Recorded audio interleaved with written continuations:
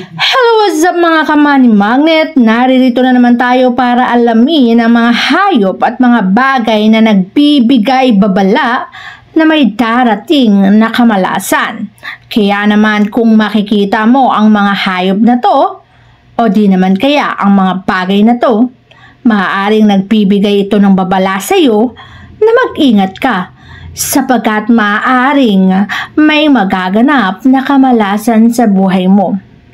Hindi masama ang maniwala sapagkat ibinibigay mo lang sa sarili mo ang pag-iingat na walang mangyaring masama laban sa iyo o maging sa pamilya mo.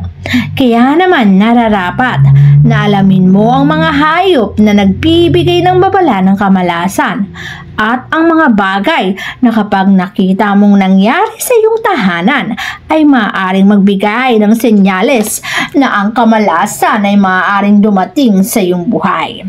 Umpisahan natin sa mga pagkatok sa iyong tahanan. Alam mo bang sa proseso pa lamang ng pagkatok ay malalaman mo na kung ang kumakatok sa iyong pintuan ay magbibigay ng kamalasan. Ang mga pagkatok na may pag-iingat na paraan ay isang proseso na nagbabadya ng panganib. Kaya sa proseso pa lang ng pagkatok, pakiramdaman mo na kung ito ba ay malakas, mahina o katok na may pag-iingat. Kasi naman, ang mga taong may nais gumawa ng hindi maganda, makikiramdam muna kung sino ang nasa loob ng tahanan sa pamamagitan ng pagkatok na may pag-iingat. At kapag naramdaman niya na pwede na siya, saka siya gagawa ng kamalasan. Kaya ito ay pakaingatan. Pangalawa ay ang pag-alulong ng aso. Alam naman nating lahat na kapag ang iyong alagang aso o maging ang alagang aso ng iyong kapitbahay ay biglaan na lamang umalulong, isa lang ang binibigay at ipinapahiwatig niyan na sino mang tao ang nakatira sa tahanan malapit sa proseso ng pag-alulong na yan ay may panganib na nagbabadya o merong pagbuwis ng buhay. Kaya naman paano mo maiiwasan ang bagay na yan? Kapag may nakita kang aso na umaalulong sa harapan ng bahay mo, agaran mo tong itaboy at paalisin sa harapan ng tahanan mo. Para sa ganon ay maiwasan mo ang maaaring nagbabadyang kamalasan na idudulot nito sa iyong buhay. Mas mainam na lagi mong gawin yan kapag may umalulong na aso. Pangatlo, kapag ikaw ay nakakita ng isang uwak. Ang mga uwak ay senyales ng kamalasan. Lalo pa nga kung ang uwak na yan ay pumasok sa loob ng iyong tahanan. Anumang tahanan ang pasukin ng uwak na yan ay tiyak na magkakaroon ng matinding kamalasan. Kaya naman, kapag nakakita ka ng uwak na nais pumasok sa iyong tirahan, ay agad mong itaboy at paalisin sa iyong bahay. Kasi pag nagtagal ang uwak na yan, ay matagal ding kamalasan ang nagbabadya sa iyong buhay. Bibihira lang naman tayong makakita ng uwak at ang pinakamalas dyan, kahit bihira pa yan, kung biglaan mong nakita at pumasok pa sa loob ng iyong tahanan, ang kamalasan ay matindi ang maaring idulot sa iyong buhay. Kaya't mag-ingat sa mga uwak na yan. Huwag mong hahayaan na sila ay makapasok sa iyong tahanan.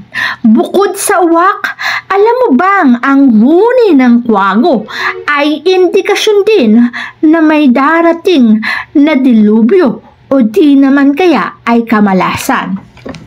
Bibihira lang naman ang kwago sa ating komunidad. Ngunit biglaan kang nakakita nito at humuni pa ang kwago na yan. Isa lang ang binibigay senyalis nito.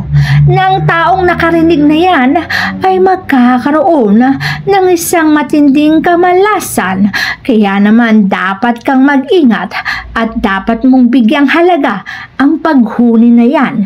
Lalo pa nga kung ikaw mismo ang nakarinig niyan.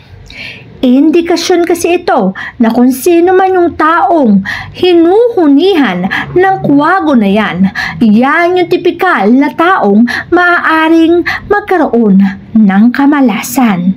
Kaya iwasan mo to sa pamamagitan sa pag-iwas sa lugar kung saan humuhuni ang kwago na yan. Para sa ganun, maiwasan mo rin ang mga kamalasan na maaaring idulot niyan. Isa pang bagay na maaaring magdulot ng kamalasan ay ang pagkabasag ng salamin. Salamin man yan ng picture o di naman kaya plato. Anumang papasagin ng biglang nabasag at ang mga kamag-anakan mo o mahal sa buhay ay nasa labas, ito'y nagbabadya na maaaring ang mahal mo sa buhay ay napipinto sa isang panganib na dapat mong kalabanin o kontrahin. Sa paanong paraan? Kapag nabasagan ka ng plato o kaya naman ng salamin, magbasag ka rin para kontra malas. Yung piraso na nabasag ay basagin mo rin at sabihin mong kukontrahin ko ang kamalasang idudulot nito sa aking mahal sa buhay. Nang sa ganon ay maiwasan mo ang maaring badya ng panganib at kamalasan. Pusang itim, isa ring sinasabing nagbabadya o kaya naman ay nagbabagay ng signal ng kamalasan ay ang pusang itim na sasalubong sa iyong daraanan. Kung ikaw ay naglalakad at may sumalubong na pusang itim, binibigyan kang senyalis sa babala na sa iyong pupuntahan ay may panganib, kaya't lumihis, umiwas ka na lamang. Kung ikaw naman ay nagmamaneho at biglang may tumawid sa daraanan mo, mas mainam na umiba ka na lang ng mga daraanan upang maiwasan mo ang kamalasan. Partikular na sa daraanan mong tinawiran ng pusang itim. Upang sa ganun ay makaiwas ka sa maaaring idulot nitong kamalasan sa iyong buhay. Mas mainam nang nag-iingat nang sa ganun mapag-ingatan mo rin ang iyong sarili at maiwasan mo ang dulot na kamalasan ng pagsalubong ng pusang itim na yan. Mainam na ikaw ay nag-iingat para maingatan mo na walang anumang mangyaring masama sa buhay mo maging sa mga taong mahal mo. Kaya mag-ingat para ang mga bagay na to ay hindi mangyari sa iyong buhay maging sa mga taong mahal mo.